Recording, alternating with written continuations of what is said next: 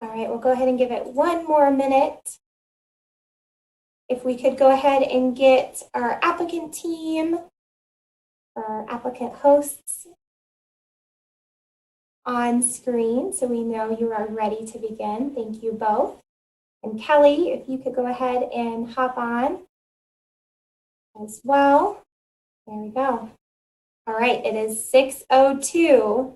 I'm sure we will still have some more folks join us as we go, but I'm going to go ahead and start kicking us through our neighborhood meeting this evening so that we can get to the good stuff, get to the question and answer portion, which I'm sure many of you are eager to get through.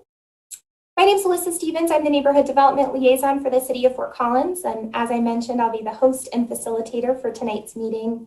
I have just a few housekeeping slides, some kind of background information that I'll share with you as we get started today. So I'm going to go ahead and share my screen and go through some of that quickly, and then we will pass it over to our planners and our applicants to talk through their portions of tonight's meeting.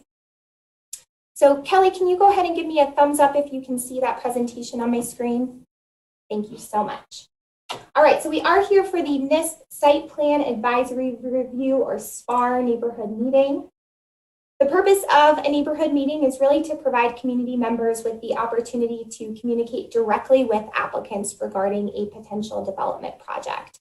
So these meetings are nice because they help folks learn about current plans in their very early stages, ask questions directly to applicants, share recommendations or ideas about a project before plans are finalized, and also highlight areas of particular concern or interest for city staff to keep in mind as it goes through the review process itself.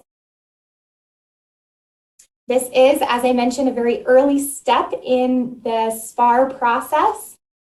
This project did go through to a conceptual review, which is a pre-submittal meeting where folks, applicants submit early plans and get early feedback from staff. The neighborhood meeting is really a required step that happens before folks are able to submit. So that's happening today. There'll be a 10-day waiting period between the neighborhood meeting and when an application can be submitted. After that, it enters into the review process. Because this is a SPAR, there is a little bit of a unique process related to that, which is that it has to go to the Planning and Zoning Board within 60 days of submittal.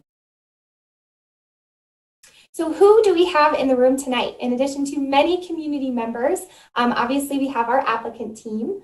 Their role is to propose a project, present it both to neighbors and to the city in the form of an application, and ultimately to present that project to decision makers, which in this case is the Planning and Zoning Board. As community members, your role is to provide early feedback on development proposals, to highlight those areas of concern and potential negative impact for staff and decision makers. I'm really focusing on that on the ground, day-to-day impact on your lives. And then request approval or disapproval by the Planning and Zoning Board in the case that that does go forward to a Planning and Zoning Board hearing. As a neighborhood development liaison, I'm here to support public participation throughout the process. I provide resources, facilitate conversations. And then we also have city planner, Kelly Smith, and several of our review staff on the line. And once an application is submitted, it's their job to really review those projects alongside guidelines in the city. Usually that's the land use code for the SPAR. That's just a little bit different, and Kelly will talk about that. They make comments and suggest revisions on potential plans and are also available to answer any more technical questions about our city guidelines. The people that we do not have in the room tonight are the Planning and Zoning Board. So they are the ones who are the decision makers on a project like this. They'll preside over a public hearing after a project goes through the review process. I know folks often are looking for an opportunity to speak directly with decision makers. There are several opportunities to do that. First, the notes from this meeting, summary notes, will be shared with decision makers so they have a really clear understanding of what community concerns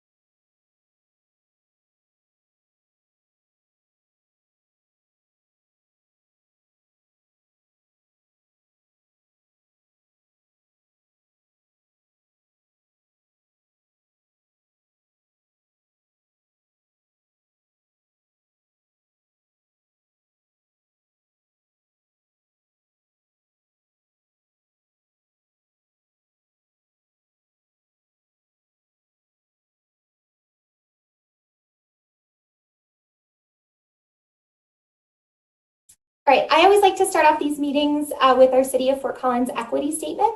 The City of Fort Collins is an organization that supports equity for all, leading with race. We acknowledge the role of local government in helping create systems of oppression and racism, and are committed to dismantling those same systems in pursuit of racial justice. In support of that, we have just a few expectations for everyone in the room tonight. Obviously, there are some expectations for our applicant team. We ask that they are here to listen with an open mind, to be transparent. That means both sharing the things that you do know and being transparent about the things that you may not know at this early stage of the process. And lastly, please do try to keep responses brief just to make sure we have an opportunity for everyone to share as opposed to getting too far down a single rabbit hole. For our community members, we do ask as well that you keep comments as brief as you can just to make space for everyone to share. I like to recommend what I call the buffet rule.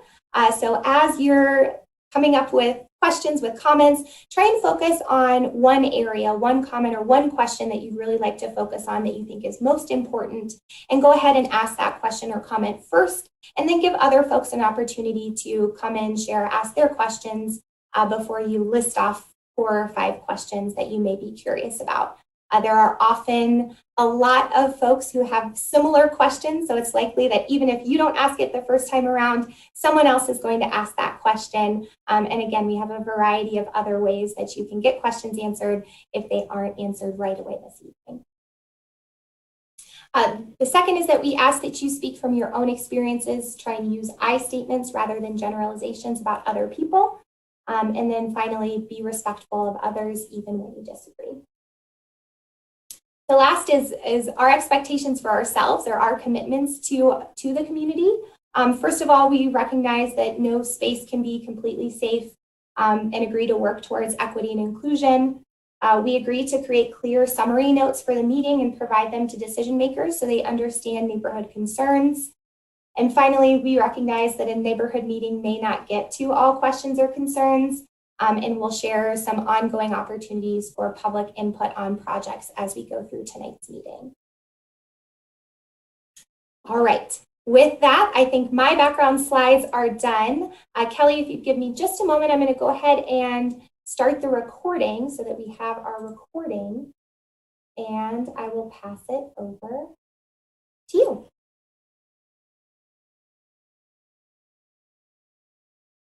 Thank you, Alyssa. Can you hear me okay? Yes, I sure can.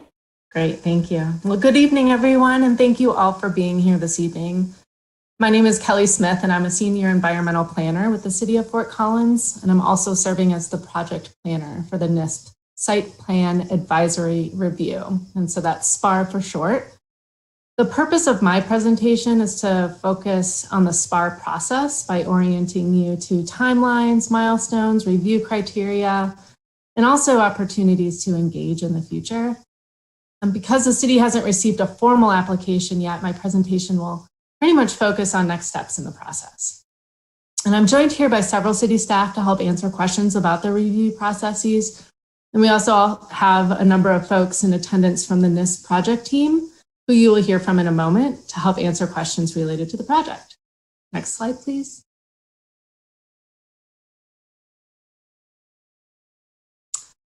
First, I'd like to highlight at a high level why the SPAR process is being applied to this project. The city's authority related to public projects is defined by Colorado state law, which creates a limited local review process to assess the character, location, and extent for public buildings or structures. The city defines a structure as a combination of materials to form a construction for use, occupancy, or ornamentation, whether installed on, above, or below the surface of land or water. The city has used its limited authority to develop and codify the SPAR process as a mechanism for review that conforms to the limitations found within the state statute. And limitations found in the state statute include, but are not limited to, things such as criteria under which the city can evaluate proposals, the time frame by which the decision maker must make a decision, all the way to an appeals process. So in essence, the city's authority is advisory in nature. The land use code standards don't apply, and review is limited to the criteria found within the state statute. Next slide, please. The criteria under which a SPAR application is reviewed includes location, character, and extent.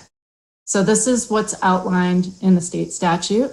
And location means that the project must be consistent with the land use designation described by the city structure plan map, which is an element of the city's comprehensive plan. The character of the site development plan must also be consistent with the stated purpose of the respective land use designation. An extent requires the applicant to identify the level of functional and visual impacts, both temporary and permanent, to things like sidewalks, utilities, lighting, and environmental. And the impacts are also to be mitigated to the extent reasonably feasible. Next slide. As Alyssa mentioned, the decision-making authority falls within the parameters of defined state statute, and that the proposal is subject to review and approval or disapproval by the city's Planning and Zoning Board. While the Planning and Zoning Board has the option to approve or disapprove the SPAR proposal, it cannot recommend conditions of approval, which is a broad authority granted to the board in the Land Use Code for private development projects.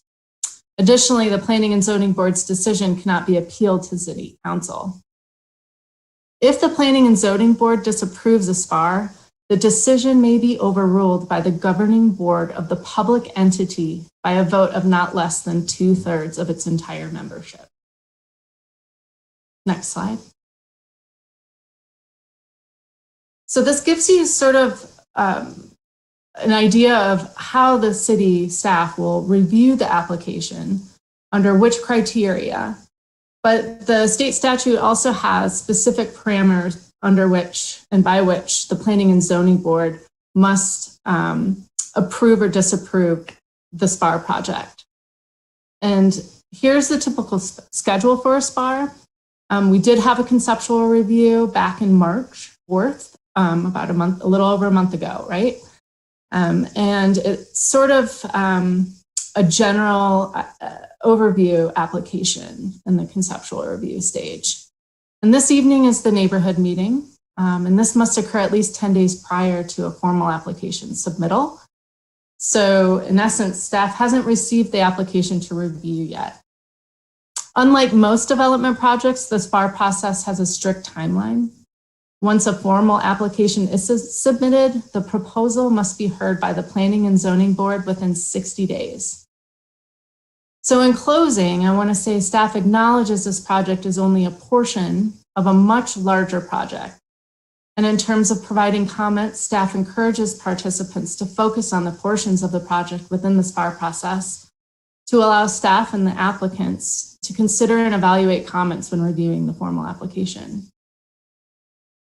Now, there may be many questions about the SPAR process, and staff is here to answer them, but I will hand it over now to the NISP project team for a more in-depth look at the proposed project, and after which you'll have an opportunity to ask questions and provide comments either to the NISP team or to city staff. And thanks so much again for participating this evening.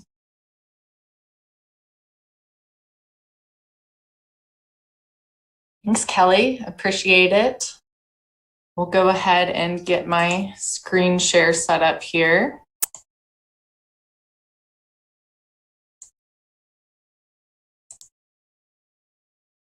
All right, Kelly, can you give me a thumbs up if that looks good on your end too? Thank you very much. Well, hello, everyone. My name is Stephanie Cecil. I'm a water resources engineer and project manager with the Northern Integrated Supply Project in Northern Water. I really appreciate all of you taking the time out of your busy schedules to be here, to learn more about this important project, ask questions and engage with us. We really value public feedback and want to ensure we can answer as many questions as possible here today. So again, thank you for being here. Tonight, we'll have myself and my fellow water resources engineer and project manager, Christy Coleman, presenting about different aspects of the NISP project within the city of Fort Collins. The goal of this presentation is to give an overview of the Northern Integrated Supply Project components that are within Fort Collins, so not the entire NISP project, but provide more information specifically about the Pudu River diversion structure and the Pudu intake pipeline that both run through the city limits, and let you know how our application will meet the criteria in the Fort Collins Land Use Code for the site plan advisory review process that Kelly Smith just gave you an overview of here. Then again, we can answer any questions that you have.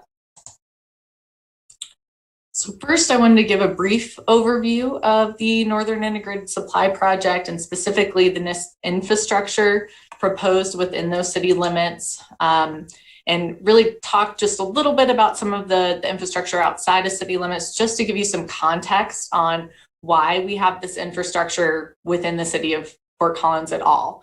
If you want to learn more about the Northern Integrated Supply Project or NISP, the website is listed at the bottom right of all of these slides. It's www.gladereservoir.org. That website has further explanation of the project, the participants, why we're doing this project at all, permitting efforts, environmental mitigation enhancement, recreation, you name it, it should be on that website. So please feel free to explore that website and learn a little bit more about NISP through that manner. So this map that you see on your screen right here, this shows some of the proposed NISP components near Fort Collins. NISP proposes a new water storage reservoir called Glade Reservoir that's located northwest of the city and in the top left of your screen. It will be used to store Pudu River water, and water will be brought from the Pudu River into Glade. And then from Glade, we have two different really mechanisms for how to transport that water east and south to our participants. So one of these is through the buried NISP delivery pipelines. That is shown by the purple lines kind of near the top of your screen and then on the right side. So that's kind of the main delivery that we'd use to get that water from Glade over to our project participants. And then the other delivery mechanism is through the Pudu River. So we have an additional 18 to 25 cubic feet per second of water that will be transported down the Pudu River, then put back into the NISP delivery pipeline system. That's shown by the bright green section of the Pudu River shown on your map here, and then the red Pudu River intake pipeline. And so this NISP flow through the Pudu River, that'll help eliminate some existing dry up points that are in the river through here, and it will be year round through the city of Fort Collins in this area. It's about a 13-mile stretch. And so in an average of 8 out of 12 months, more water will flow through the Pudu, through the city with NISP than before NISP. So this black circle that you see here, that's really the area that we'll be focusing on today. That is where NISP infrastructure is within the city of Fort Collins. So Kelly showed you this map as well, but this shows the extent of NISP infrastructure located within the city limits. Specifically on the left side of your screen here, you see the Pudu River intake diversion. That's the structure that will allow us to pull that 18 to 25 cubic feet per second of water from Glade. That's the structure that allows us to get that out of the river and then put it into this proposed pipeline here. And that's going to be what delivers water to our NISP participants. The pipeline itself goes kind of in and out of Fort Collins city limits and unincorporated Larimer County. I'll talk about the pipeline a little bit more in a bit, but for right now, I will turn it over to Christy Coleman to give you some more information on the Pudu River intake diversion structure. All right, can everyone hear me? Yes, we can. Okay, great. Well, thanks, Steph.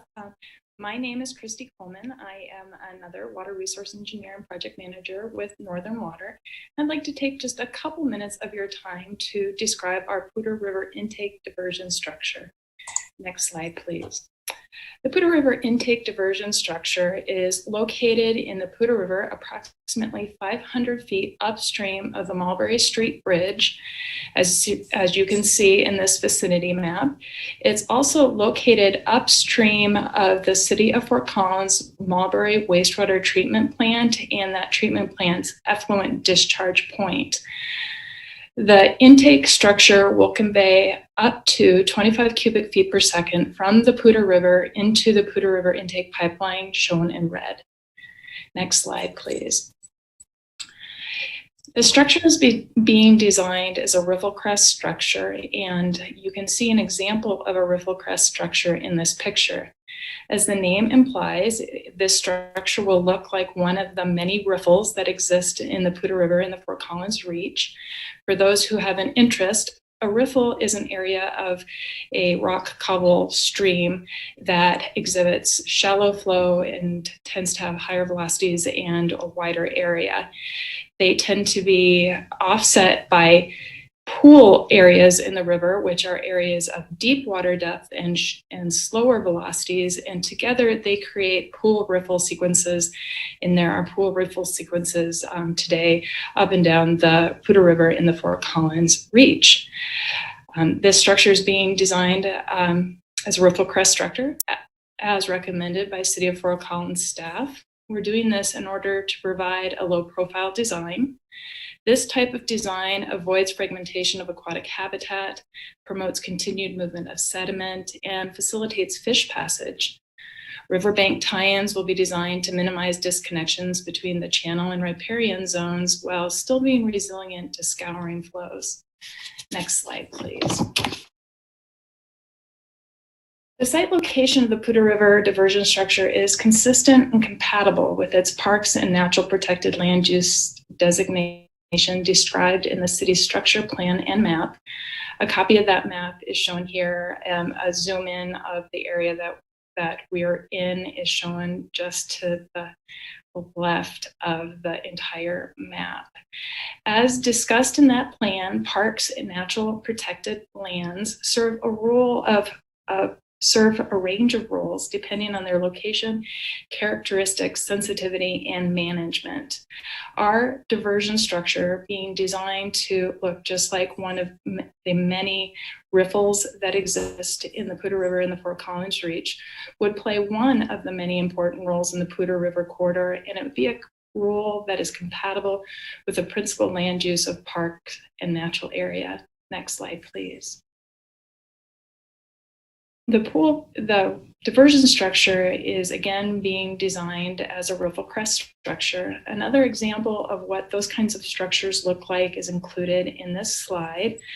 Our structure will be similar to this structure shown in this picture. The intake for the structure is on the right-hand side of the picture, and it's graded into the riverbank and area, and it is revegetated with native vegetation to help it blend into its natural environment. Ours will be doing the exact same thing. Our gates will be similar in size, though we will have and use different types of gates.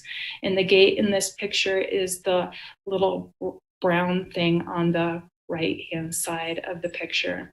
We will also have a gravel drive path to the structure, allowing our operations and maintenance teams access to the structure.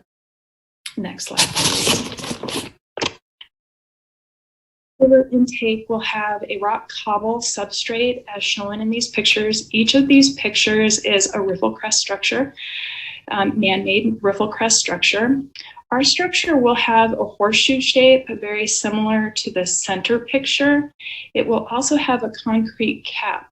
And that concrete cap, an example of what that looks like is shown in the little picture, and the leader lines indicate what part of the structure that concrete cap would be located in.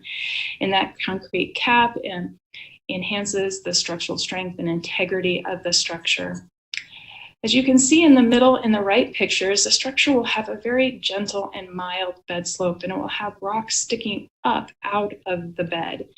And this is done for two reasons. First, that's what natural riffles look like. And as a result, that's what we want to do. And we want it to blend in and look just like any of the other riffles in the Pudu River. But secondly, and potentially more importantly, this kind of structure has flow characteristics that are really beneficial for fish passage. First, there is no vertical discontinuity in this structure, so fish don't have to jump to get over the structure. And that's really good because some native fish species don't exhibit really great jumping characteristics, so this kind of structure helps them get up and over and around the structure. And second, the rocks sticking out of the structure provide areas that have lower water velocities for fish that may not be able to swim in all flow ranges and velocities. It gives them a resting place as they ascend the structure, which is very beneficial and mimics the natural processes in the river as well. And then this type of structure also has hydraulic characteristics that are beneficial and promote boater safety. Slide, please. Nestled into and below the banks of the Pudu River, the diversion structure will have minimal to no visual impacts to public rights-of-way, adjacent facilities, and abutting private lands. You will continue to hear the flow of water through the Pudu River with no other types of noise generated on site. The diversion structure will not have lights, and it will be graded into the riverbank to promote screening. And this slide shows another example of what a ripple crest structure looks like. And with that, I will go to the next slide and hand the presentation back over to Steph. Thank you, Christy. Now I'll jump back into giving an overview of the Pudu intake pipeline. And again, I know that we've talked about this quite a bit, but we are trying to focus on areas within the city of Fort Collins. In this map, the darker red areas are going to be where the pipeline is located within city of Fort Collins. And then the dashed lines are areas where the pipeline is located outside the city of Fort Collins. So this pipeline alignment that we have going through the city is about a 32-inch diameter pipeline that we're looking at placing, and it includes about 3 miles going through the city of Fort Collins, really split into 3 different city areas. This first area here, it starts at the proposed diversion structure that Christy just gave you an overview of, and then we'll be along the Pudu Trail for a very short distance just north of Mulberry. We anticipate having to do a short temporary detour for the Pudu Trail around the construction. We do not plan on closing down that trail. The pipeline would then be installed underneath Mulberry and then LeMay through trenchless methods to avoid impacting traffic. The pipeline then heads east outside of city limits and then comes back into city limits at the back of the Fort Collins nursery property. So you can see that here, just west of Timberline. And then will be installed using trenchless methods below Timberline Road, and then it will traverse through the Riverbend Ponds natural area.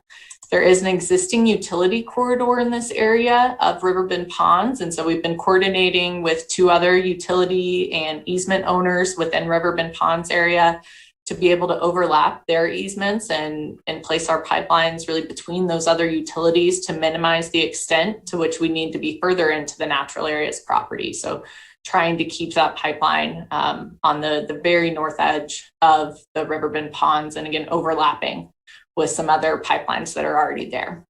And the pipelines then back out of city limits for a bit as we move east across Summit View Drive, and then back into city limits around I-25 area. And you can see that kind of on the right side of your screen here.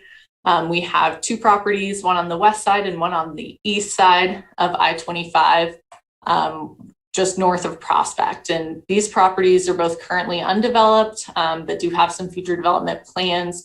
We've been coordinating with these landowners and their future plans and other stakeholders in those 2 properties. So this route traverses through quite a few different land use designations. That includes parks and natural protected lands, suburban mixed use district, suburban neighborhood, mixed neighborhoods, and a flex district. So this pipeline is really consistent with all of those different land use designations. It'll be buried in open areas and then reclaimed to pre-existing conditions, and no permanent structures will be impacted, and the land use will not be changed for these areas. Just to talk a little bit more about the pipeline within Fort Collins, it's proposed to be, again, 32 inches in diameter. This means we'll need about 100 foot of working space width. This is split into a 60-foot permanent easement, meaning NISP would not buy the property, but would buy a right to that easement just to install the pipeline and operate and maintain that pipeline into the future. and then a 40-foot construction temporary easement. So that would just be utilized during construction and then would revert back to the landowner afterwards. And NISP would never have rights again to that construction area. As you can see in this cross section, all of the construction operations are contained within this area, including stockpiling of materials and equipment and staging areas, and any temporary roadways for moving up and down the alignment. The pipeline's typically going to be buried about 5 feet from the ground to the top of the pipe. So our trench will be probably about 9 to 10 feet deep to place that line. So we also want to make sure we have room for all the excavated materials to be contained within this construction area. And though 100 foot of working space is preferred, we can make exceptions to decrease impacts when space is limited. This includes moving around any structures or narrowing down for wetland and environmental impacts to about 60-foot width, routing around large trees and water bodies or other sensitive environmental locations. One of the most important pieces of the pipeline project that really relates to the extent of the installation is how areas are reclaimed after pipeline construction. NISP will develop individual reclamation plans for each property, make sure we talk to each property owner to see what's important to them, what the land was used for before and what its future uses are too. And our easement deed really commits us to reclaim that property to pre-existing condition. And if something isn't put back correctly, we come back out and fix that. These photos you see on the slide here are from a recent pipeline project we constructed. You can see a photo of construction starting on the left, and then the photo on the right is post-construction where a buried pipeline exists. The one on the left was from March 2019, just right before we started construction. We were starting clearing and grubbing, and then the photo on the right is from June 2020. So you can see the revegetation of this property is coming in nicely. We monitor that revegetation until it gets back to where it was. So we continuously monitor that reclamation, find the right time to reseed, interseed if necessary, and get things back. With pipeline installation, the main impacts really are temporary because it's buried infrastructure. So it's similar to, all the other sewer, treated water lines, electric lines, stormwater lines, utilities that kind of crisscross throughout areas within the city. Again, these photos just show a few other of our pipeline easements across the Front Range. Our pipeline easements are great locations for open space, agriculture, trails, buffers, and other uses. The extent of functional and visual impacts from the pipeline easement is negligible. The pipeline's installed and then that location can continue being utilized for what it was prior to construction or for future uses. Our easement deed allows really most uses of the land above the pipeline, except building permanent structures on top of it or impounding water. And I just showed you some photos of our other pipeline projects and just wanted to touch a bit on Northern Water's experience with pipeline construction. Northern Water is constructed, managed, and currently maintains hundreds of miles of buried transmission pipeline throughout Larimer County and the Front Range and the Western Slope. So these pipelines for NISP are really similar to a recently finished project that we just did called the Southern Water Supply 2 project. That is a 22-mile, 36-inch diameter pipeline that went through Larimer and Boulder County. It ran from Carter Lake down to Boulder Reservoir. And that pipeline went through multiple Boulder County-owned properties and natural areas. It went through a multi-use trail area that we rebuilt. That's actually what you can see here on this photo is a trail area across our easement that we had to take down temporarily during construction, and then we completely rebuilt that trail and revegetated the area around it. We also went through a parking lot with this project for a trail area for Tom Watson Park over by Boulder Reservoir. And we prepared really detailed traffic control plans in conjunction with our contractor to help safely direct trail users and park goers around construction activities. So making sure that the areas were safe, have flaggers and construction staff on site at all times to make sure the area is safe and we can keep trails open as much as possible during construction and let people move through the area safely. Northern Water really takes pride in our pipelines, and we have a dedicated and experienced operations and maintenance staff, so after construction, who ensure the pipelines are well maintained, running well, and our easement is protected. We are also experienced in working with a variety of environmental resources and construction activities. We can limit impacts by constructing through streams or irrigation dishes and irrigated properties during the winter to kind of minimize impacts to those areas when there's not as much water running. We also have experience in humanely relocating prairie dogs and will abide by all city and state requirements. We've also worked with Colorado Parks and Wildlife and the U.S. Fish and Wildlife Service to protect nesting raptors and birds during construction by installing infrastructure outside of typical nesting timeframes. So that really concludes our formal presentation here. I wanted to put myself and Christy's contact information here. Feel free to write this down and contact us with any questions regarding NISP within Fort Collins. We really want to hear your questions, want to answer those, and in case we don't get to those today, just wanted to put this up here for a few minutes so you can make sure and get our contact information. We also have a team of folks here on this call and on this neighborhood meeting to help answer questions. That includes folks from our consulting engineers, HDR and AECOM.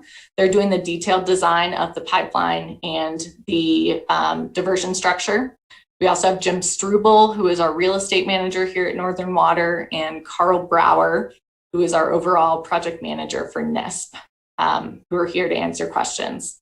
So I will go ahead and stop screen sharing here and turn it back over to Alyssa to help us move forward with the question and answer phase of this meeting. Great, thank you so much. Thank you. All right, we will go ahead and move on to our question and answer portion. I've been receiving questions in the chat, so we're going to go back and forth between some of the questions we receive in the chat and then also some that we receive from folks who would like to speak live during the meeting. We do need to have you find a way to let us know you'd like to speak, so you can use the raise hand feature in Zoom. Just a reminder that that's going to either be located in the reactions tab along the bottom of your screen or potentially in the participants tab. So play around with that, see if you can find it. You can also dial *9 if you're on the telephone, or you can let me know in the chat, wave your hand around, however you can let me know you'd like to speak, and I will make sure you are called on and can get unmuted.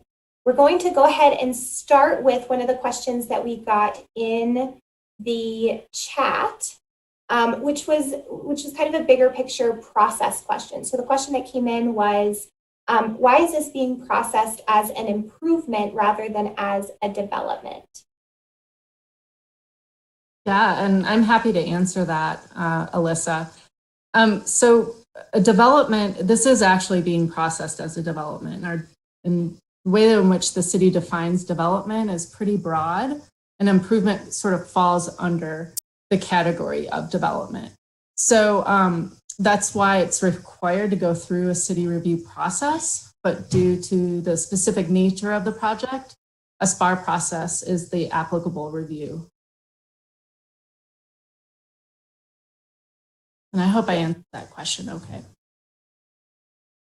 That sounded great, thank you. All right, let's go ahead and go next to our first hand that's raised. We're going to go to Barry Noon. We'll go ahead and ask you to unmute.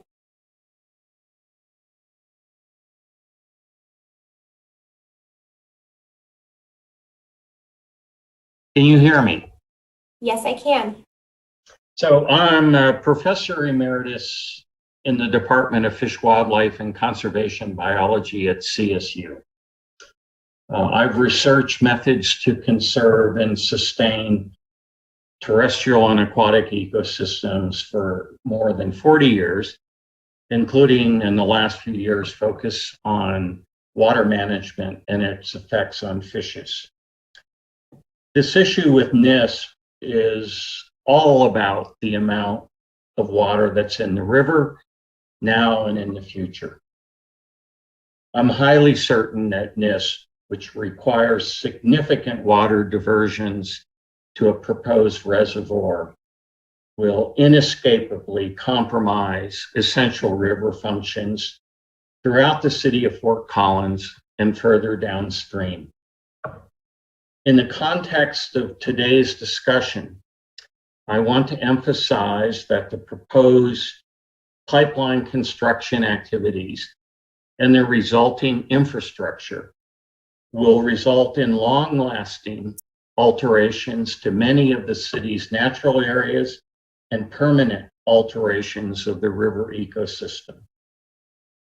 For example, the construction of the pipeline and the associated 100-foot easements will significantly disturb wildlife habitats in the Homestead, Kingfisher Point, and Riverbend Ponds natural areas.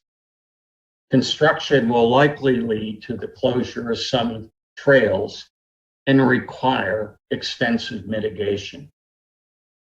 In addition, the Pudu River intake pipeline above Mulberry Street will effectively dewater the stream downstream and undermine the city's goal to prioritize the health of the river in its entirety throughout Fort Collins.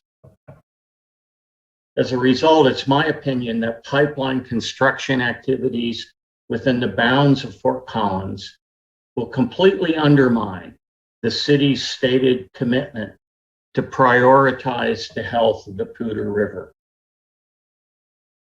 Viewing Northern Water proposal in its entirety, I believe it is ill-conceived and environmentally destructive. Its environmental assessments have totally ignored climate change and the recent High Park and Cameron Peak fires that have burned the majority of the watershed. In its mitigation plan, Northern Water asserts that NISP will enhance the river. This assertion defies common sense. It should be clear to the citizens of Larimer County that you cannot enhance the Pudu, which already has greater than 60% of its flow diverted, by removing even more water. What NISP fails to recognize, it is the yearly variance in flow volumes that is essential to sustain the river and its ecological functions. I conclude my comments by saying that no way should Fort Collins promote or allow the NISP project to go forward.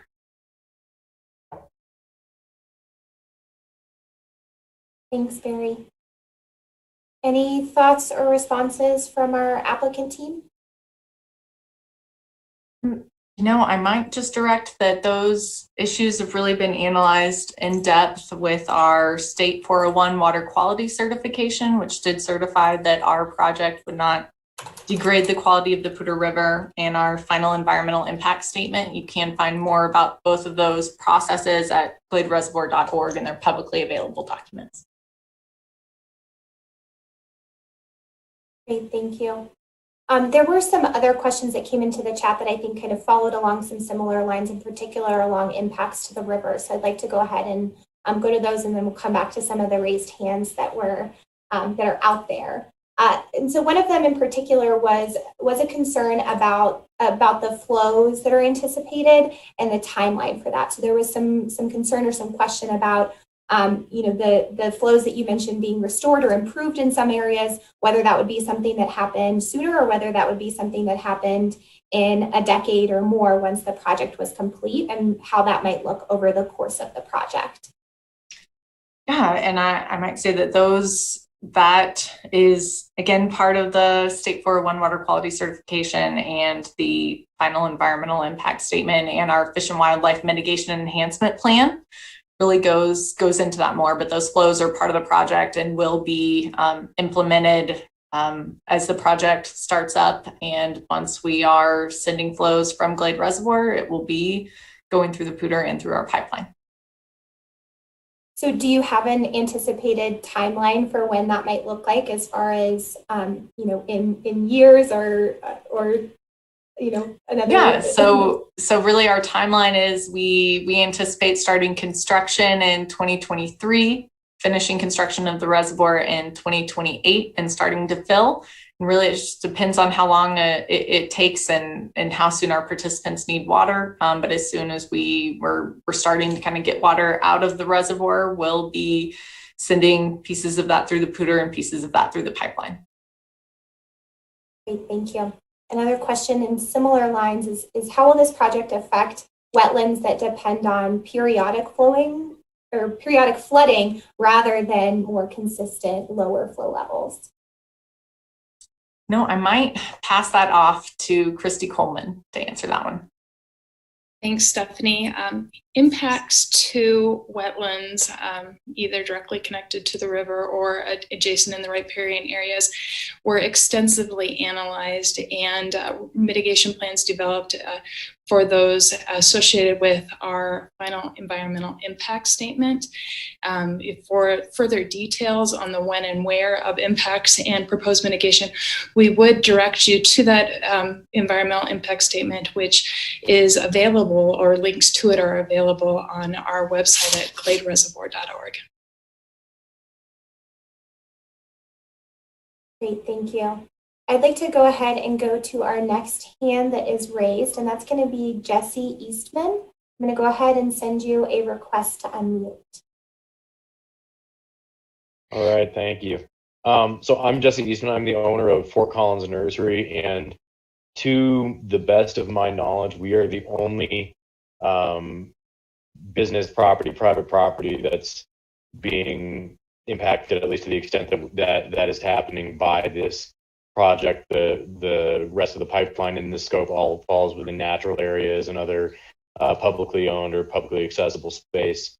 I'm very concerned, being the only person with that particular interest, the only entity with that particular interest, about just basically getting steamrolled. It doesn't seem like any of my concerns have really been heard so far, regarding possible alternate routes, the feasibility of alternate routes. This is not just clipping the corner of my property. The primary road that cuts through the center of our business, which is primary because we use it heavily year-round, has been identified as a major portion of this route. And so while it's all well and good that this route is largely missing a lot of private property, it is not only affecting my property, it will completely cripple my business during the construction period. There's no doubt that rehabilitation can happen, and I would expect that to happen. But that's not a quick process. Even just grading roads and getting roads to be stabilized can take well more than a year of going back in, regrading, resettling. This is a business that is open to the public, so we have serious ongoing safety issues if that ground is not stable immediately. Because it cuts through the middle of our property, it would significantly hamper our ability to operate as a business. There's no particular time of year where this wouldn't have an impact on us. It would force us to relocate a good number of our hoop houses, rerun lots of irrigation, electrical, heating, things like that. And I also would contest the suggestion that this doesn't impact any permanent structures. This absolutely impacts one of our permanent structures, given the route that is mapped. So I guess my question is, how can you assure me that my concerns will be heard and addressed, and then I won't just get forced through an eminent domain process or other similar public entity taking, which is what this feels like and certainly looks like to me right now? Thanks, Jesse. And I'll answer a few questions and then turn it over to Jim Struble and Kirsten Muncie, who I think you work with both of those folks. But just so you know, there are 6 private properties that we've identified within the city of Fort Collins for the pipeline route. And then for pipeline routes outside the city of Fort Collins, it's much more extensive than that too. So it definitely, you aren't the only private property that we are going through, and we definitely want to work with you as much as possible in making you whole throughout the construction process and afterwards. And I might turn it over to Jim Struble to talk about that a little bit more and what that looks like. Hi, Jesse. This is Jim Struble. We have met on your property, and we look forward to another meeting with you to discuss this further. You are right. I mean, we are going to be coming through your property, but our goal, as Stephanie just mentioned to you, is to work tirelessly with you to make sure your business stays open, to go through your business during a time of year. You will have the least amount of business, hopefully, during the wintertime, and work through those processes. Northern Water is confident we can get through there and help you out and get everything put back and restored. As our land acquisition process goes through this whole process, the whole system, our intentions are always willing to work with property owners as much as possible to come to good settlements and take care of the needs that may arise during these times of construction. Yeah, and I think Jesse and Jim, it'll be great to set up a separate meeting so we can talk more about your concerns, Jesse, and see what we can put to paper and put to plan to really address some of those, or all of them. Great, thank you. There is a follow-up question related to that. Just thinking about, additional notification and involvement for folks around the project, particularly around how the growth management area is being included and or notified during this process. Kelly, I'm not sure if you want to take that question that came in through the chat. Yeah, happy to. Thanks, Alyssa, and thanks for asking that question. So the city generally has a sort of an approach to notifying folks who are within a proximity of a particular project. Usually, I think it's 800 feet. And so if you are within 800 feet of the pipeline, you should have received a notification. We've actually expanded that notification proximity for this project, just knowing that how much public interest there is in it. And so folks within the county may have received a notification, even though the SPAR process is only reviewing portions within the city. And I know it's confusing, but the reason why we do that is because, as a property owner within sort of proximity to the project, you would have interest in sort of this process, or you may have interest. And so we want to be as inclusive and transparent as possible. And we've also even set up for this project a project email list and a web page so that we can even enhance some of the notification to the public and try to get as much folks involved as possible. So if you have any questions about our notification, I'm happy to answer them. But I think that's the shortest and sweetest way I can say that. Thank you, Kelly. And thanks for mentioning that email list. I'll go ahead and pop that into the chat so folks can get on that email list if they're interested and not on it already. As I'm doing that, we're going to go ahead and go next to Sandy. I'm going to go ahead and send you a request to unmute so that you can ask your question. Hello, can you all hear me? Yeah. Okay, I have 2 points. The first point, like a technical point, you keep saying will. You should say would. It's a proposal. It's not happening. It might happen. Hopefully it won't. And the second thing is a little bit of history. I'm watching several young women here. I moved into Pudu Canyon in 1979. I bought a home there. A couple of years later, there was already a proposal from the Northern Colorado Water Conservancy District, which is what you now call Northern Water, to dam the Pudu and put in a hydroelectric plant. That's 40 years ago, and I believe that it may be older than all of you, or at best you were like tiny little toddlers. when this happened. And this has been going on for 40 years. People don't want it. Okay?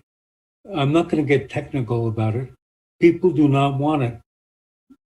The water district has been trying to rape our community for 40 years, and we don't want it.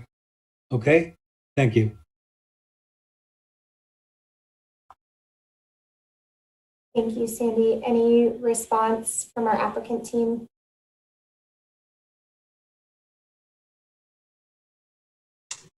You know, I think, again, I'll just direct to our final environmental impact statement and the studies that have been done over the past 2 decades and really improved and made the best project that we can. Thanks, Stephanie. All right, let's go ahead and go to a question in the chat. And that is the ripple structure cosmetic or functional? And I can answer that one. The riffle structure will function exactly like a natural riffle in the Pudu River. The hydraulics over it, the river flow characteristics over it, and the fish passage characteristics over it will be the same as a natural riffle. Thanks, Christy. We'll go ahead and continue on a few other questions that came in through the chat. There have been many comments, in particular with concern around impacts to natural habitats. One that came through specifically was around riverbend ponds and the rabbit brush habitat there that's frequented by white-crowned sparrows. So will construction occur during nesting season for those birds? Christy, I might refer to you on this one as well. Mm-hmm. Yes, so all requirements associated with the Migratory Bird Act and Eagle Act will be followed associated with construction. And so that gives us a myriad of tools in our toolbox to minimize and avoid impacts to all bird species. First, if possible, we can time construction to occur outside of nesting season. That would be our preference if that is possible.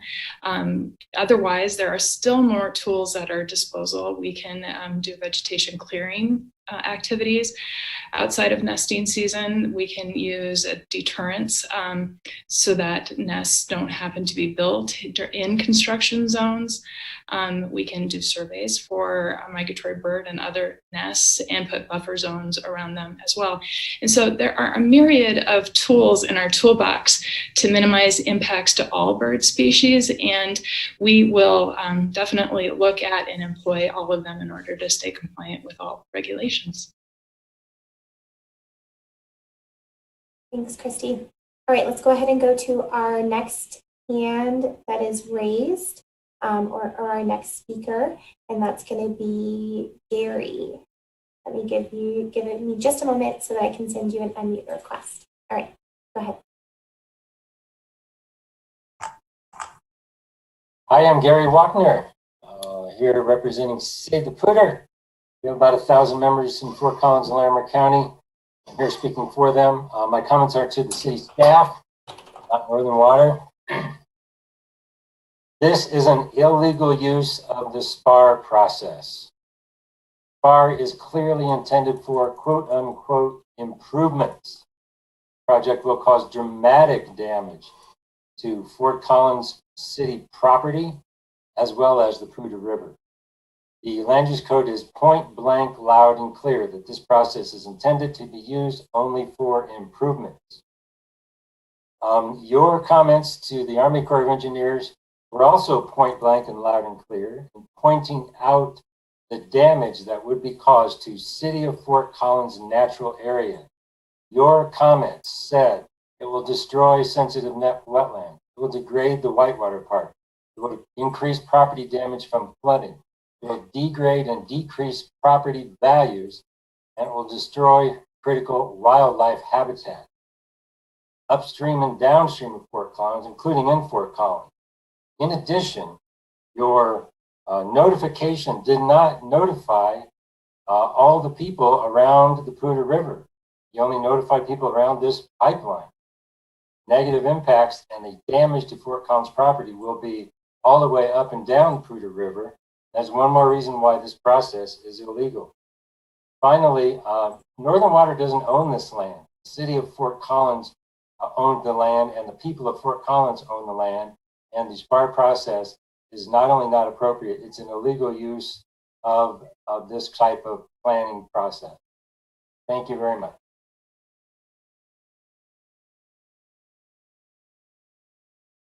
Thanks, Gary. Responses from our applicant team, or from, I know there was a question about the SPAR process. I think that might be more appropriate for Kelly. Yeah, sure. I can do my best to explain the SPAR again, because I know that it's frustrating. We've heard a lot of members of the public voice their frustrations about the SPAR process. And that's just, it's the improvements is sort of under the category of development. And we also have in our land use code a definition for improvement. And I can read it to you. Improvement shall mean any man-made immovable item which becomes part of, is placed upon, or affixed to real estate. So this sort of means a building or a structure. Building structure falls under sort of the SPAR process, and it's a public development developed by a public entity. And so this SPAR process has been designed as a mechanism for the city to review projects like this, because it's sort of framed within the parameters of the state statute. And so, you know, I understand that it's frustrating to hear that this is sort of the applicable review process and our land use code does not apply. However, we do have some limitations, and so we will do what we can within the parameters of our limitations. In terms of notification, because the SPAR is really just reviewing the pipeline and the diversion within that, you know, the building and structure component of that state statute, we didn't notify, you know, everyone living up and down the Pudu River just within proximity to that particular building or structure. But we have done other things to expand our outreach efforts and be as transparent and inclusive as we can. So, you know, I take your comments to heart, staff does, and I appreciate, you know, maybe the comments related to notification, and we're doing everything we feel we can that is warranted to notify and be inclusive and transparent. So hopefully that answers and addresses some of the concerns about SPAR. I don't know if the applicant team has anything else they want to add related to the other comments that Gary's mentioned, but happy to elaborate if you need. I don't think we have any comments. Thank you. All right, let's go ahead and go to some additional questions that came into the chat. In particular, there was another kind of process-related question that I think may go to you, Stephanie. What other parts of the NISP project are going through review right now, or kind of what other pieces of this project are moving? And is part two of that, is the county currently reviewing any proposals right now, Larimer County in particular? Yeah, and I'll start off the answer to that question, and that is that Larimer County, we went through a 1041 process with them, and that process concluded in September 2020 with an approval from Larimer County for the pipeline within the unincorporated Larimer County areas. And then we also have a development agreement with Larimer County related to improvements in the pipeline within Larimer County. I might turn it over to Christy to talk about a few of the other processes that are ongoing with the federal government for the project. Yes. Oh, thank you, Stephanie. So we are in the process of finalizing the National Environmental Policy Act environmental impact statement for the project. That environmental assessment is associated with our Clean Water Act Section 404 permit. And so as we wrap up that environmental impact statement, we will be wrapping up that permit as well. We have completed our water quality certification with the Colorado Department of Public Health and Environment. We completed that last year. And we have worked successfully with the Colorado Parks and Wildlife to develop and approve our fish and wildlife mitigation and enhancement plan.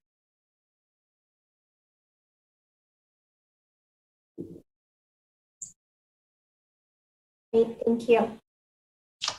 Right. The next question would be, are there any other parts of the project that would be expected to go through the SPAR process in the future? Yeah, I don't know, Stephanie. To my knowledge, no, only because, it's only the buildings and structures that are being developed within city limits. And so unless the project changes or something, that's sort of my understanding. And that was exactly what I was going to say, Kelly. If there was going to be something else that went into the city, which we do not anticipate, we would go through the SPAR process again if we had additional anything that would go through there, but we do not have that contemplated or envisioned at all.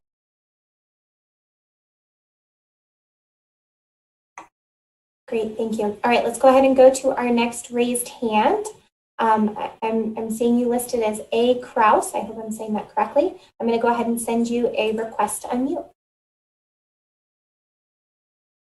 Thanks. It's Kevin Kraus. Sorry for the wrong labeling there. I'm not sure I'll perfectly articulate this, but as far as, again, this being city lands, in particular the natural areas and the sensitivity of those areas, I know there was some talk about habitat and sort of the statements around we could do this, we would do this. I guess I'm trying to understand from a city staff perspective how this has gone through natural areas, in the sense of, we've had discussions with staff in the past about things like, hey, we'd like to have more non-motorized trail access in our natural areas. And the feedback has traditionally been, there's cutting across the natural area creates a huge amount of disruption in terms of overall habitat and a much wider spread area than, just that trail. In the instance of the use and need in the natural areas for this project, we're talking about a 100-foot work zone that would cut across these areas, and highly motorized use for those periods. So I understand the reclamation and so forth, but it doesn't feel like it's being scrutinized to the appropriate level by the team compared to other uses and things that have been discussed in natural areas themselves. And again, just to reiterate, we, the citizens, and constituents here are the owners of that property, and those who use them and appreciate them for what they are in our backyard. So trying to understand that, because it feels incompatible and just doesn't seem like it fits. I think it's Kevin, right? Yeah, thank you. Well, first I want to say that you eloquently explained yourself. So you don't give yourself enough credit. That was really well done. And I will say that, city staff has environmental provisions in our land use code. And while those don't apply, we're using those as tools to influence and make recommendations on this project. However, in relation to the natural areas, there's also a secondary process that this project will undergo. It's the natural areas easement process. I'm not sure if you're familiar with that, but that has to, so the applicant will have to get an easement through the natural areas, and through that coordinated effort, there will be conditions and I guess a more collaborative conditions with the applicant between natural areas department to mitigate any potential impacts. And so that would be forthcoming, and that's, I'm not sure exactly when that's anticipated, but it would be after the SPAR process sometime.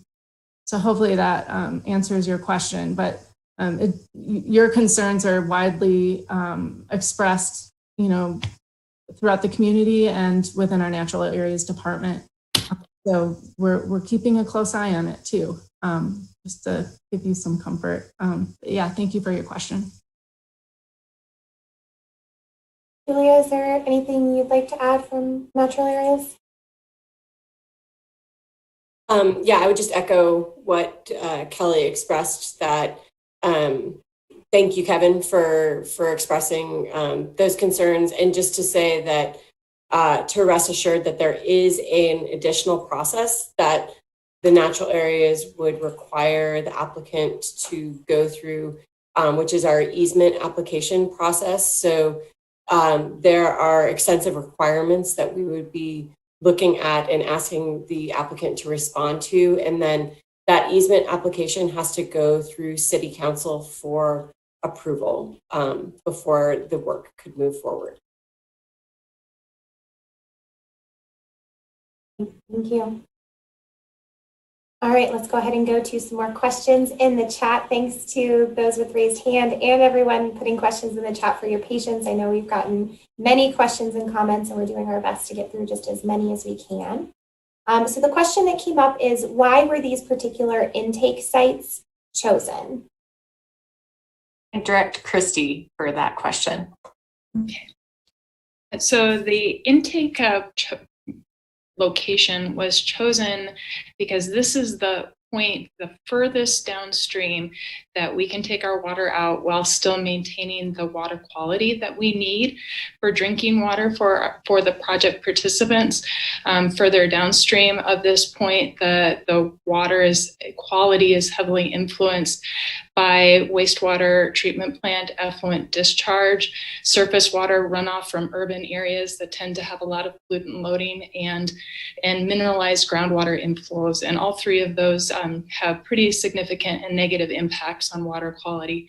So we moved our point as far downstream as we could while still getting the water quality that we needed. Great, and a second question along similar lines, why are 2 delivery channels being used? Yeah, great question. And really this project started with just one delivery channel, with just pipelines on the north side, kind of outside of Fort Collins, and to the east to our participants. But this was a way to improve our project and improve the Pudu River through Fort Collins, eliminate some existing dry up points and add water to the river, improve the river more. So it was added to the project to really enhance and mitigate impacts for the project overall. Thanks. And can you clarify, just for folks who may not be familiar, who you're talking about when you say project participants? Yeah, definitely. Our project participants, we have 15 different project participants throughout the Front Range. They're all municipalities and water districts, so all public agencies that are part of this project. They pay for all costs related to this project, including permitting, mitigation. They'll pay for the operations and maintenance long term, and those 15 different participants will get all of the water from this project. And so Fort Collins Loveland Water District is actually one of those participants, and they serve members of the City of Fort Collins. So some City of Fort Collins residents will be served through this project. And you can learn more about all of those participants on our website. Thanks, Stephanie. All right, let's go ahead and go to our next raised hand. Caleb, I'll go ahead and send you a request to unmute. Yes. This is Larry Ekblad. Caleb is my son. And for a little history lesson, my dad bought the land on Mulberry where Fort Collins Nursery is now in 1955. So he actually developed the original Fort Collins Nursery in 1955 out there. And Jesse's dad worked for my dad. And the other thing I want to bring up to the history before my question is the natural pond area at River Bonds. I played there in 1964, and they weren't the riverbed ponds, they were gravel pits. And so a lot of the natural areas around Fort Collins that people are thinking about, those weren't there originally anyway. They were just regular pieces of land that the sterling sand and gravel excavated out for their gravel. My question for you, though, is this.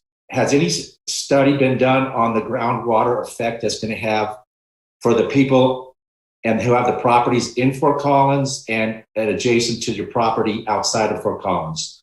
I know Jesse Eastman uses well water. I use a well water. I own the tree farm on Prospect east of Fort Collins that you're going to come down the west side of my property, and I will talk to Stephanie about that later. But I want to know what's been going to happen with the groundwater. What kind of studies have been done with that?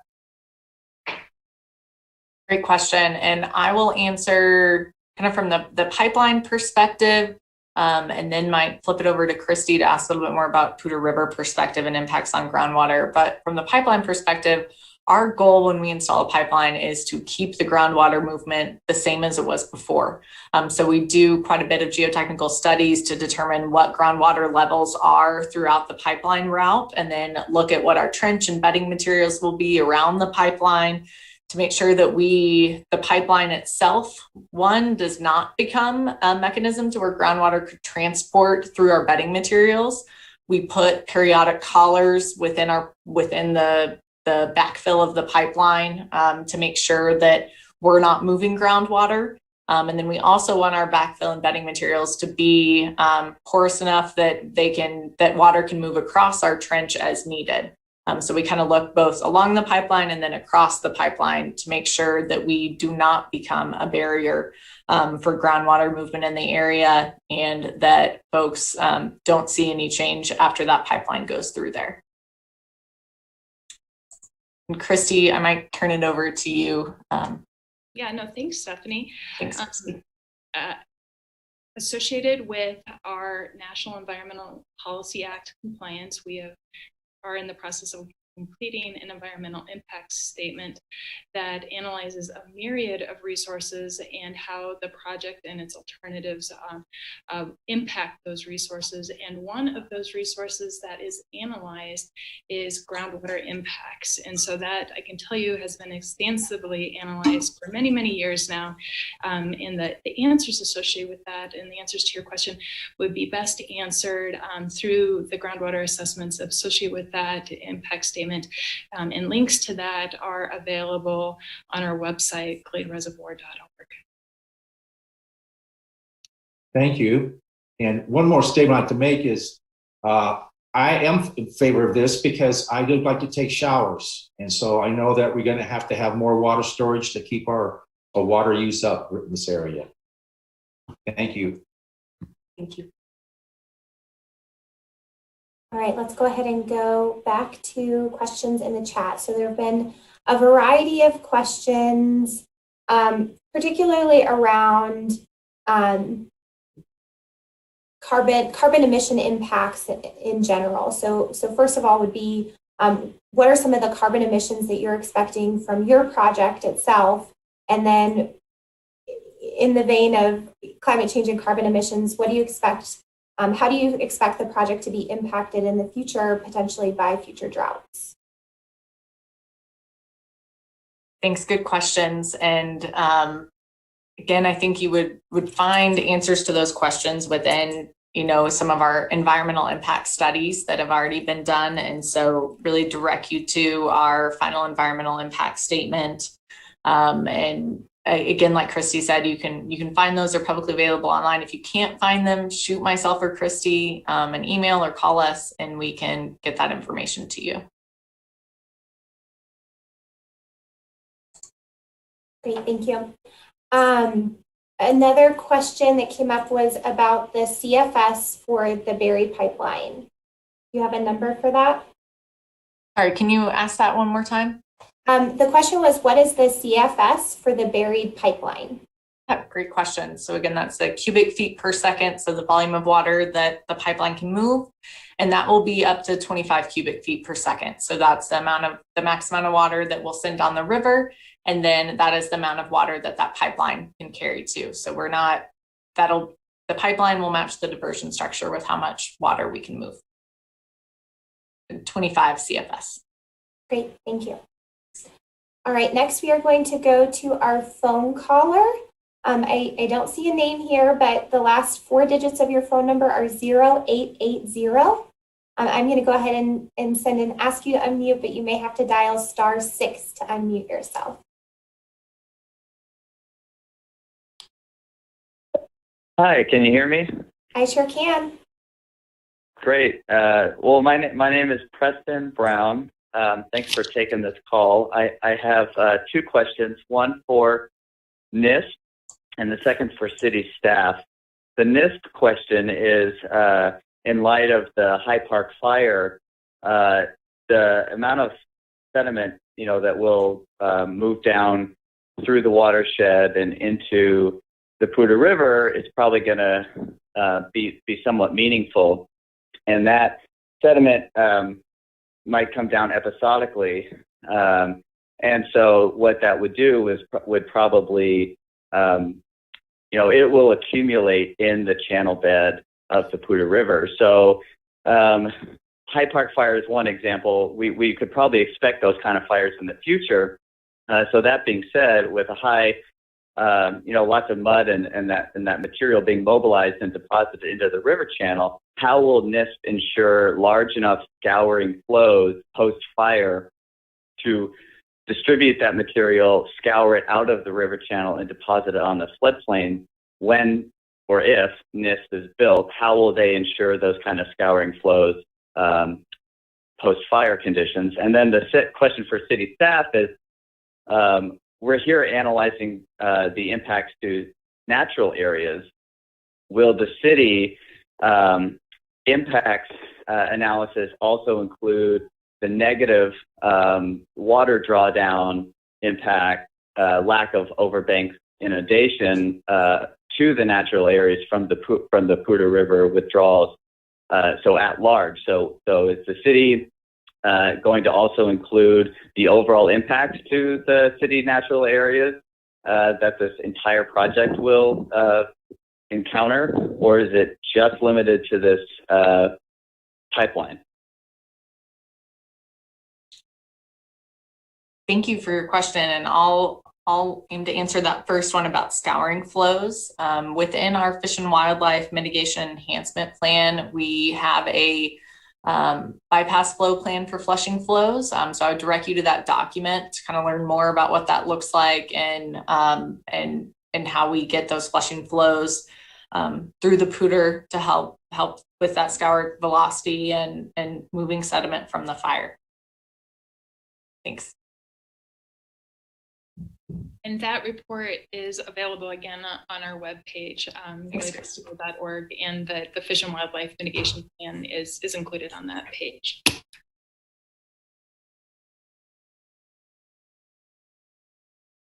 Kelly, do you have anything to add? I think I'm going to lean on natural areas to answer that question. From a SPAR process standpoint, however, it only relates to the impacts from the buildings and structures. So we are limited to the actual physical location, character, and extent of the pipeline and the structures being, installed. And so we'll be looking at the impacts related to the development of those things. But if natural areas, Julia is here or Jennifer Shanahan's here, and I think that they would, if their easement policy might talk a little bit more about the broader project impacts from the water level changes. I can take this, Kelly. The city staff really responds to this project within each lane of the permitting process. So our response to the NEPA process and the 3 environmental impact statements that were put out, that was the appropriate place for the city to respond to the global impacts of reduced scouring flows on the riparian areas throughout the city. So with this process, the SPAR process, we're really focused on the infrastructure impact, as Alyssa and Kelly have really described quite well tonight. And then the easement process, again, will focus more locally on the impacts specifically of the pipes only on our properties. So that the easement process will not look at the changes to the peak flows throughout the city. So I can refer you, the city also has a web page. It's fcgov.com/NISP review. And on that web page, I would point you to several sets of comments we've submitted to the Wildlife Commission on the Wildlife Mitigation Plan, and then the final environmental impact statement. Those would be the key comments, the key places to see how we commented on those particular impacts. And Jen, I can just chime in on that as well and harken back to that the Natural Areas Department does expect that the applicant would submit an easement application in follow-up to the SPAR process, and that easement application would ask them to quantify the impacts to habitat and then establish a plan for mitigating that impact. And our preference would be for on-site mitigation efforts.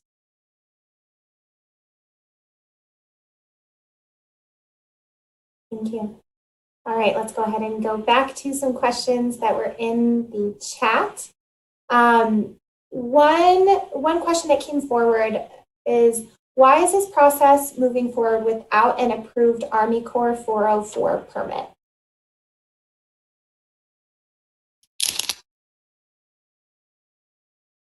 I don't know, Christy, if you want to take this one or if you want me to. Sure, I can take it. So permitting for a project this large takes many years. In order to move things forward in somewhat of a time-effective manner, we process multiple permitting efforts concurrently. That being said, we are very advanced in the development of our FEIS, Final Environmental Impact Statement, that will lead to our Clean Water Act Section 404 permit. And so we enter into this Fort Collins SPAR process knowing that we have most of that work for the other permit complete.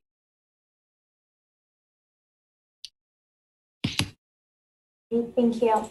Another question that came through in the chat, I know you've referenced some of your previous documents in your responses this evening.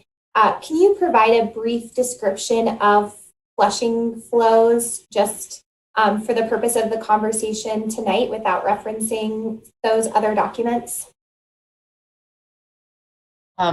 Yeah, very briefly, that is a time whenever NISP has committed to not pick up water from the Pudu River that we typically would to store in Glade, and allow those flows to bypass and get more flushing flows through the Pudu River for a certain number of days per year. And the Fish and Wildlife Mitigation Enhancement Plan has more of the tiered approach of exactly how much flows and how much time that we worked through all of that with the state to really figure out that tiered plan and that approach. Thanks, Stephanie. Thanks. All right, let's go ahead and go to our next raised hand. That will be Katie Wallace, just in case we have more than Katie. Hi, thank you. I think I have a question probably for Julia and Jen primarily. Just curious, as you're looking through this process, what the city has already identified as the benefits of accommodating this request, and also the potential downsides to residents and businesses in our community. We'd just love to get a sense of where the city is at with their thoughts on it.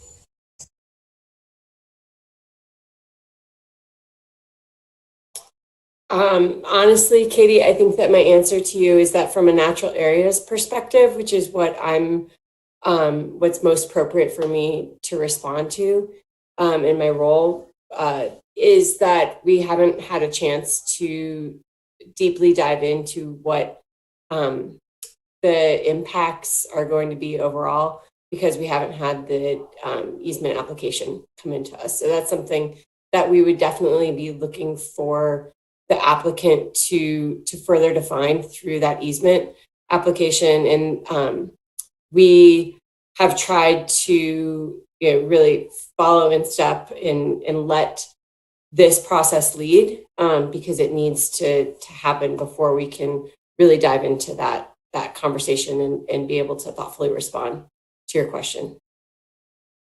And I would say, Jen, if you want to chime in on kind of more of a project response, Jen and Kelly might have thoughts based on our citywide response to previous permit applications.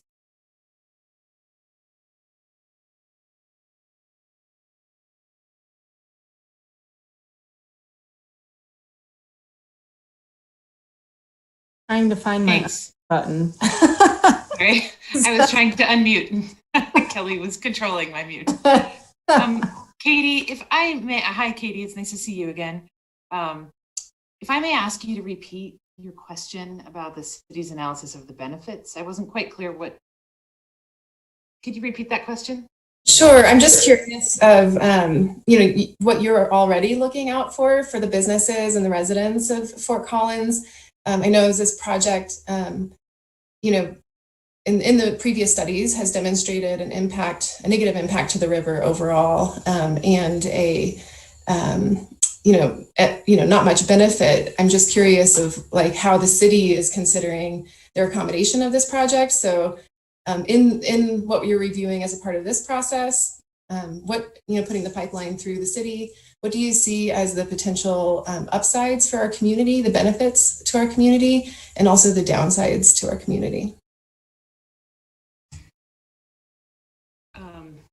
I think that's a pretty large scope of a question, which may not be appropriate to answer right here and now, but I would, to focus on this particular aspect of the project, I can speak to the fact that without this particular pipeline, if NISP is built, we would not have these additional low flows through town.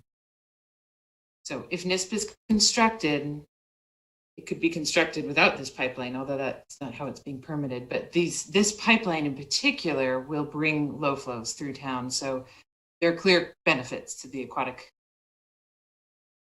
habitats, aquatic species. You look like you want to say something, Katie. Go ahead.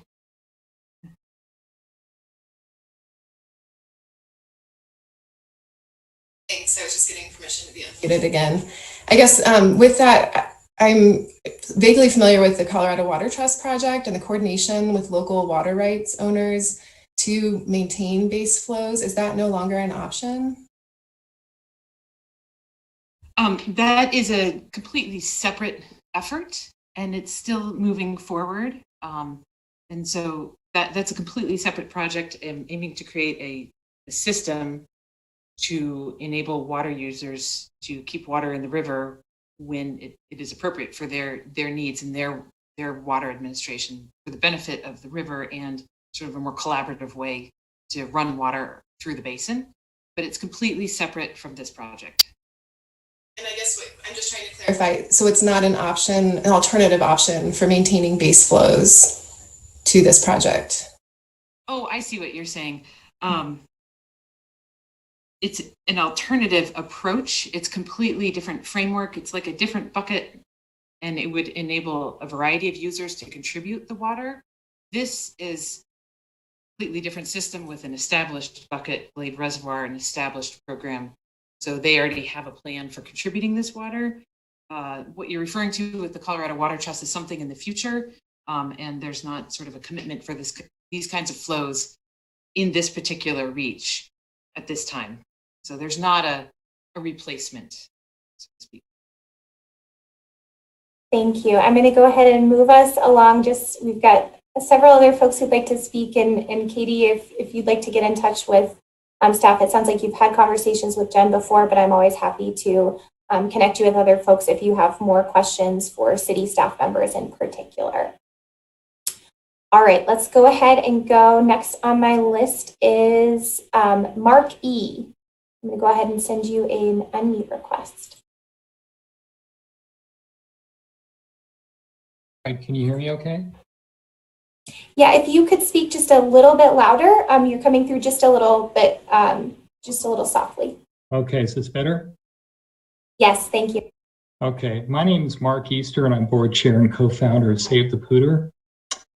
What the NISP staff did not represent is that, as described in the public documents released through the NEPA process, this 18 to 25 CFS flows that they described through Fort Collins wouldn't be delivered until the project is fully developed. That's proposed in the NEPA documents to be well into the future. The documents also propose that these flows would be delivered entirely under the discretion of NISP. They are not guaranteed. In fact, the proposed flow delivery plan is full of loopholes, allowing the NISP operators to refuse to run water down the river in the majority of years.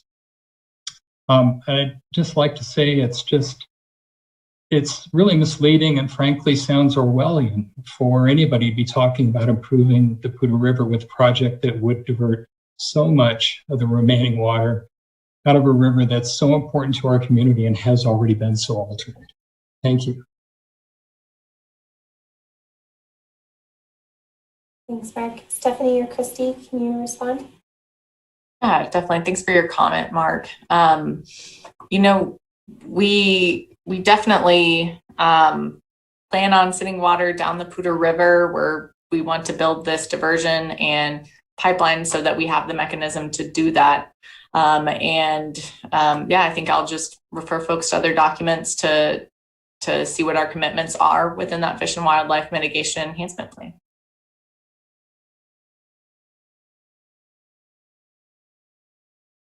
All right, we've got just a few more minutes remaining, about 20 minutes remaining in our time together. We've got just a few more hands raised, so we'll go ahead and move on to our next hand that's raised. It's going to be Phil. Great, thank you, Alyssa. I'm assuming you can hear me. My name is Phil Friedman, and I've lived in town for about 40 some odd years. And for those 40 some odd years, as Sandy had mentioned earlier in the presentation, I've seen three major efforts to completely destroy and obliterate the river. The first one he mentioned from the Conservation Board for hydroelectric generation for electricity to be sent to California and other places in the Western United States. The second one was by Northern Water to build a 335-foot concrete dam at the entrance to Gateway Natural Area. And that would have backed water up all the way beyond Pudu Park, flooding a good portion of Pudu Park. That project died as well. But as we all know, the rivers in the West are like balloons. If you save, or like a blown up surgical glove, if you push one of the fingers back in, a new one is going to pop out. They have this amazing ability to regenerate themselves. And what has popped out as a result of the demise of the 335-foot concrete dam at Gateway Park is NISP. Which will do similar kind of destruction to the river, only it won't do it within the canyon, it'll do it outside the canyon. And that's how the early part of NISP was sold, is that we're not going to destroy the river in the canyon, but we're going to destroy the river outside of the canyon. Of course, that's not what Northern said. Northern Water Conservancy District is one of the most misrepresenting and mischaracterizing organizations I have ever had to deal with in my entire 50 years of environmental advocacy. I was involved with Preserve Our Puder to stop the hydroelectric dams. I was involved with Friends of the Puder for almost 15 years. I was the president for 2 years and the vice president for 7 years while we tried to stop the 335-foot concrete dam. And now I'm involved as a member of Save the Puder. It just seems like no matter what, there are people in this community who want to destroy the Pudu River. And I am the first one to admit that the Pudu River is a working river. Upwards of 50% of its peak flows are diverted before they ever even leave the mouth, before they ever even get into the Fort Collins. But that's not the point. A working river can coexist with an environmental ethic that allows both activities to occur without utterly destroying one. NISP will utterly destroy the river Water from the mouth of the canyon all the way to the confluence of the South Platte River with Greeley. There are estimates that within 25 to 75 years, every single cottonwood tree and all other associated riparian vegetation will be dead. We will have a sterile river, and as Gary Walker likes to say, a big stinking ditch all the way to Greeley. Cottonwood trees require peak huge scouring flows for nourishment of mature vegetation, and they require those scouring flows for recruitment of saplings and then the further growth of those saplings into larger trees and eventually into a mature plains cottonwood riparian area. NISP will utterly destroy that. That is written all over the environmental impact statements, and virtually every scientist who knows anything about riparian ecosystems will agree that we will no longer have a mature cottonwood forest. I want to just say one other thing, and this was an address to Northern Water. Again, one of the most disingenuous organizations anywhere in the state of Colorado. Now I want to address the issue of the SPAR with the city. Gary Walker from Save the Pudu talked a little bit about that. I'm going to speak about that in a slightly different way. The SPAR process is clearly intended for use by public entities, of which Northern Water is, to make improvements on public property. That word improvement is not defined, so therefore it's kind of loosey-goosey, if you want to say. Article 2, Division 2.1, Section 2.13 of the city's land use code, and I can give you the HTTP reference to that, quote, the site plan advisory review process requires the submittal and approval of a site development plan that describes the location, character, and extent of improvements to parcels owned or operated by public entities, end quote. NISP clearly does not improve any parcel owned by the city of Fort Collins. To the contrary, it will destroy virtually any parcel owned by the city of Fort Collins with this pipeline. In fact, the city's own comments on the FAIS of NISP dated October 4th, 2018, describe dramatic negative impacts of NISP on the city of Fort Collins owned parcels, including city natural areas and the Whitewater Park that the city just spent $5 million building after a 15-year effort. So I am done.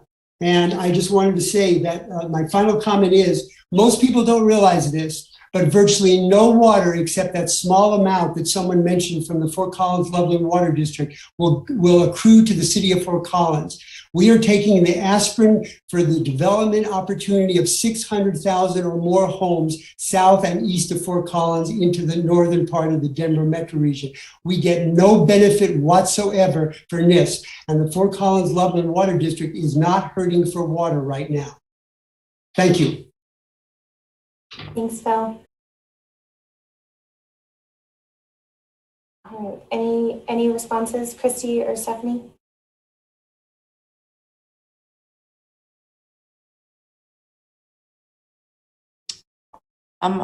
Christy, did you want to say anything? I can tell you, associated with our Clean Water Act Section 404 permit, we were required to complete 3 levels of environmental impact statements, a preliminary, a subsequent, and a final environmental impact statement. And associated with that, there were many environmental topics that were evaluated, including surface water quality, stream morphology and sediment transport, groundwater impacts, geology, soils, vegetation, wetlands, riparian resources, wildlife impacts, special status species impacts, aquatic biological resources, traffic and transportation, air quality, noise, recreation, land use, visual resources and aesthetics, cultural and historical resources, paleontological resources, socioeconomic resources, hazardous materials, and energy use. So there's a wide range of topics and impacts that were evaluated. And we would direct the reader to our website for links to all of that information. Thank you. All right, let's go ahead and go to Jim. Jim, you're up next, and then we'll go back to a few questions in the chat.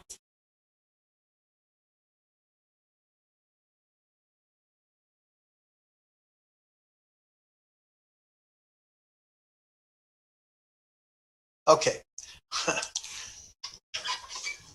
Sorry for the delay. I asked a question earlier about the character of this particular project, which is called a ripple. I was a little confused because I couldn't tell if this was a functional component of the intake pipe or if it was some kind of cosmetic treatment that was associated with it.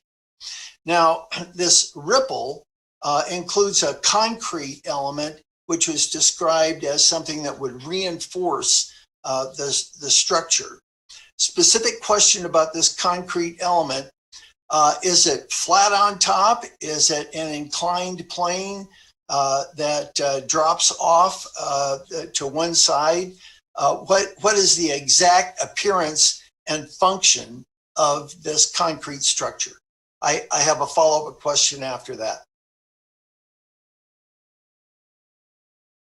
Christy, you want to answer that one? Yeah. If you remember in my presentation, I included a picture, a slide that had 3 pictures on it. First, a small picture on the left, that was the concrete cap, a middle picture of a horseshoe shape, man-made riffle, where the location of where that would be in the riffle. And that picture presented a visual representation of how big it is and where it is and how it would function. Yeah, part of my question has not been answered. Is it flat or is it inclined, the surface of it? I think it could be either. I suggest that if it is inclined and during a peak flow, it would the river would overtop that portion of the structure and divert water down to the lower level. I suggest to you that such an inclined structure is properly called a spillway. A spillway is a component of a structure that is called a dam. If the function of this ripple is to retain water so that it can be diverted into the intake pipe, that I believe is called a dam. So in this proposal, why is this labeled a ripple and not a dam?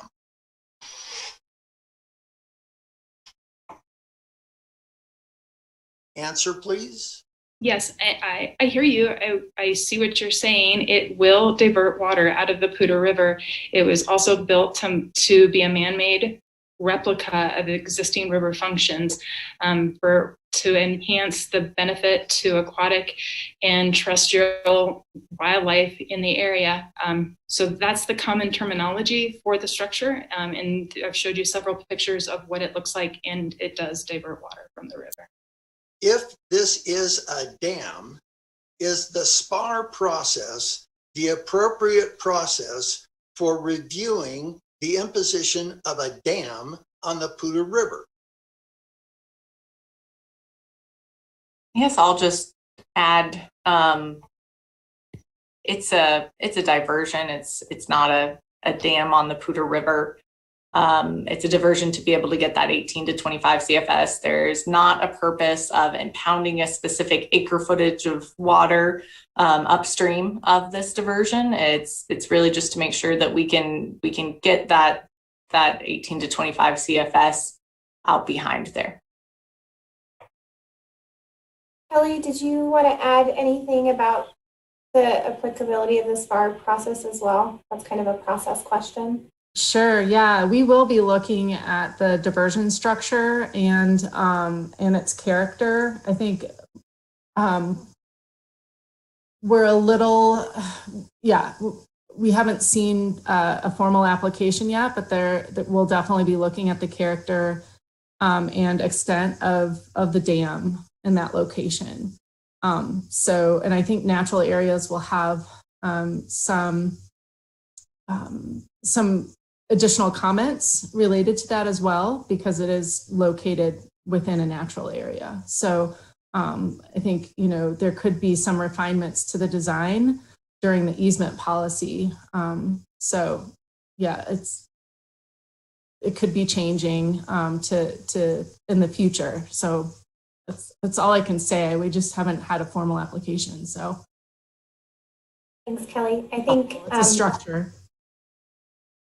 I think while we're on the SPAR conversation, There was a question that came through about whether the city attorney had made a legal determination on the application of the SPAR to this particular project. Yeah, we received an official request, a formal request from Save the Puder for an interpretation of the land use code and the applicability of SPAR for this project. So we are working right now to respond to that request. So that's in the works. Great, thanks for that update. All right, let's go ahead and go to one more quick chat question, and then we'll head back to our raised hands. We are, as I mentioned, getting close to the end of our time. So the question is, what will be the effects on traffic during construction of the pipeline? Great question. And specifically within Fort Collins, we plan on using trenchless methods to install underneath roadways. So that would be boring underneath those. So you might see some bore pits on either side of roadways, but our goal would be to avoid crossing those using open cut methods within the city of Fort Collins.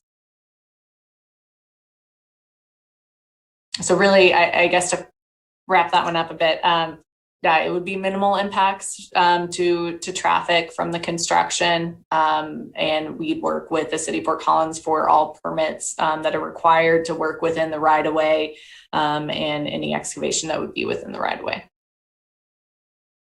Great, thank you. All right, let's go ahead and go to our next raised hand. Drew Diversion, you are going to be up next. I'll go ahead and ask you to unmute. Hi, everyone. Drew Diversion here. A lot of my opinions have already been spoken here in regards to NISP and the environmental impact statement. Given the scale and size, I don't think that the environmental impact statement has really addressed the majority of the community's concerns. But my question is more directly related to the pipeline.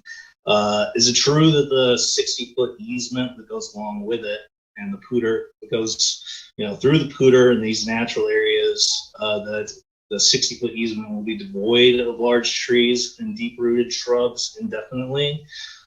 Although deep-rooted, trees and shrubs might try to establish naturally in these natural areas. And given the project permanence, why isn't establishing the project through a less impactful zone not a priority? That's all. Thank you. Thanks, Drew. Good questions. And within our 60-foot permanent easement, we do typically, we want to avoid trees within that easement. But I say that with, we're actually working with the city and the city forestry department to look at tree impacts and any mitigation that might be required with those, and also work around any large trees that may be within that easement, so we can shift that easement location a little bit to avoid some of those larger trees. And then I would say after construction, that easement is not devoid of shrubs or any trees at all. Really what we're looking at is trying to avoid large trees or shrubs that can negatively impact the operations of the pipeline. So we're looking at if it's a large tree with really large roots, then we would want that further away from the pipeline. If it is a smaller tree with a smaller root ball, that could be closer to the pipeline. So we do have some landscaping standards that we've developed that allow trees certain distances away from the pipeline, and most shrubs and native grasses, things like that. There's really not an issue with how close that can be. It's really those large rooted trees that we would look at being placed a certain distance away.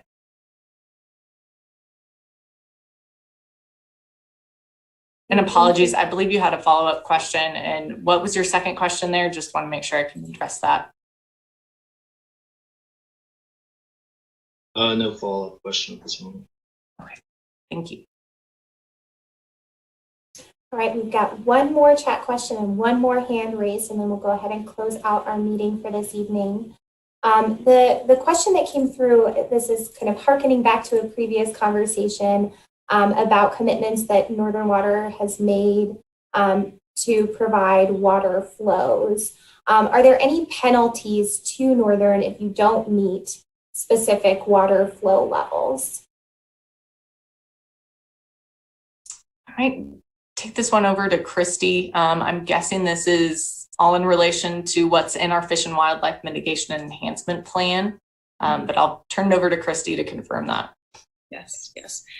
Details of our flushing flow are spelled out in our Fish and Wildlife Mitigation and Enhancement Plan, and that is again linked on our website. We would encourage you to go read through it to learn the specifics. But to address your question regarding regulatory enforcement, every commitment in the Fish and Wildlife Mitigation and Enhancement Plan is a requirement of our approval by the state of Colorado and the Colorado Parks and Wildlife Department of our project in their assessment of our impacts to wildlife. And there is an IGA that we have with Colorado Parks and Wildlife that oversees the governance and the implementation of that plan. So there's a legal document behind it that we're required to follow. Thank you. All right, we're going to go ahead and go to Sarah Rossiter. I'll go ahead and send you a request to unmute. Yes, I had a question related to SPAR. I know in some cases this neighborhood meeting is considered sort of the start of the shot clock of 10 days until a plan may be submitted. And so I was wondering, since there is a formal request for interpretation of SPAR related to this particular project, I was wondering if we might, and this is directed to city staff, if we might request essentially a continuance of this neighborhood meeting for after that the answer to that request for interpretation has been received, such that we're not essentially starting that timeline before we have those legal answers before us. Yeah, I'm happy to answer that, and thank you for that question, Sarah. We do anticipate an official interpretation to be issued within the next couple days, and the formal shot clock actually doesn't start until we receive an application. It's at minimum 10 days after the neighborhood meeting. So we'll have that interpretation very, very soon. And then that shot clock starts when that formal submittal happens at minimum 10 days from now. So I hope this answers your question. Yes, it does to a certain extent. My one thought was that since this is a preliminary requirement for that to begin, I can anticipate that citizens might have additional questions following the receipt of that interpretation of SPAR that might have relevance to questions and feedback they might provide subsequently. So I would just, I guess I'd just like to sort of keep that request on the table that we consider a continuance, formal continuance of this meeting following that interpretation when people have an opportunity to provide feedback on that in particular. Okay, thank you for the comment. Thanks, Sarah. And I think that that is, I think you've participated in neighborhood meetings before, and one thing that we like to share with folks is that these neighborhood meetings are really meant to be the start of community feedback and engagement, not the end. This is not a final opportunity for engagement. I think that something that we've set up for this project that is unique as compared to previous development review projects in particular is a dedicated email list that's going to send out more information. And I think that that will provide additional opportunities for folks to learn about what's going on with the project, and then provide additional feedback as the project goes through the review process. So I think that is a nice kind of segue into some of our closing comments. One question that I did want to ask for Stephanie and Christy in particular, I know you referenced many large documents, and I know that the city also has references to some pretty large, hefty documents that have a lot of information in them. Are there any resources available that just make those a bit more digestible for folks so that folks don't have to go digging through 600-page documents to try and find the information that they're looking for? Yeah, that's a great question, Alyssa. We do have some more digestible kind of handouts specifically about some of these documents and our environmental and mitigation commitments that we've made. I don't know, we can send those to you to place on the Fort Collins website. We also have those on our website, and we can send those to anyone who are interested. So I can send those directly to you, Alyssa, if you'd like to upload them, or if you'd like us to keep them on our website, we can do that as well. Perhaps those are some things that we can provide through our email list if folks are interested in that, so we can work together on. I just got a comment in the chat that someone said, I love 600-page documents. We're getting to the 805. Everyone's getting a little squirrely phase. I promise we are almost done. I'm getting a little squirrely. Hey, I love 600-page documents too. So I do want to thank everyone for coming and participating. I know we tried to hit kind of the broad, high levels of most of the questions and comments. I know there were still some things that didn't get answered. And so what we generally do is we take all the questions and comments that we receive, we create a summary document, and any questions that we feel like still need to be answered, what we'll do is we'll send a written version of those to Stephanie and Christy and their team and ask them to provide a written response. So we'll be sure that those notes with the answers to those questions go out to that email list. If I put it in the chat earlier, I'll go ahead and put it again. There is an fcgov.com/NISP review website. It has a bunch of information on it about how the city has interacted with the NISP project kind of up to this point, some information about the SPAR process, and it also has a place where you can sign up for the newsletter. So underneath the title of the page, there's a little blue thing that says newsletters. Once you click on that, you can put your email in, and that will make sure that I have your email address so that I can notify folks of important happenings and events that are going on in the process. I'll go ahead and I'll share my screen one more time with folks, just with kind of one more resource. As we said, this is a meeting that's really aimed at conversations between applicants and the community. We do have additional opportunities for folks to speak directly to the Planning and Zoning Board, which is our decision maker on this project. There are multiple ways to do that. You can attend the Planning and Zoning Board hearing when it is scheduled. You can also send an email to devreviewcomments@fcgov.com. All of those emails get saved as PDFs, so it's a great opportunity for you to really kind of craft your statements and really provide some thoughtful responses and feedback on proposals that go specifically to the Planning and Zoning Board. We have recorded this meeting, so we'll be posting that online. We'll continue to be in communication. As I said, this is really the very, not even the beginning, it's a pre-process meeting. So there will be more to come.